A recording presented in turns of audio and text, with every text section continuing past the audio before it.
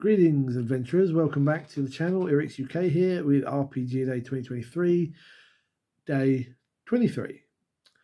And today's prompt is coolest looking RPG product or book. And this is another one that I really struggled with thinking about because RPGs in general tend to have good artwork or good layouts and but it was while sitting here thinking about this that suddenly it popped into my head.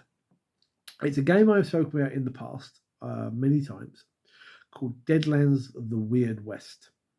I spoke about it in one of the earlier 2023 RPG Day videos as well, I think. For those that don't know, it was released in the mid 90s.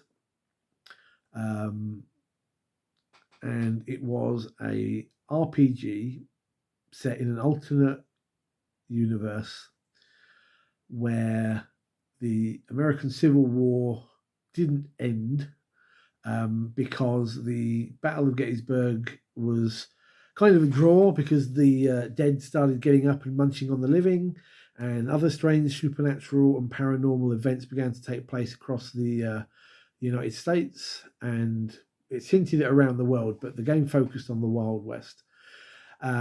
Strange magical things happen, and weird, mad steampunk scientists with weird inventions. It's a very bizarre sort of game, but it's a really, really good one. But the reason I've picked it for this particular heading is the books had this really cool sort of orangey flame sort of effect around it. The cover art for the main rulebook featured a character that was mentioned throughout the various books, but he only ever turned up in one of the campaigns. A undead gunslinger. I want to say it's been many, many years, but I want to say the name was Stone or something like that. But you had this cool picture of him in like the cowboy hat, in this long tattered trench coat, two pistols in hand, and sort of like staring at you, the viewer, the reader. And when you got inside, the artwork was really nicely done. It was all sort of black and white art. I mean, I think there was a section in the bestiary bit that had some color art of some of the monsters, but the majority of artwork for all of these books and all their source books was this nice black and white line art that really gave you the sense of what you were doing with this setting. And it wasn't comical, despite the strange description that I've given at the beginning of this video. And it really sort of, for me anyway, a real sense of immersion into the game and into the setting. And while there are role-playing games out there with really cool artwork and so forth, Deadlands the Weird West was the one that really I found dragged me in, kicking and screaming, clawing to get away into its grip, and really got the creative juices flowing whenever I ran the game or whenever I played it. It was an awesome game, awesome artwork, and the style of all the books and everything was just phenomenal.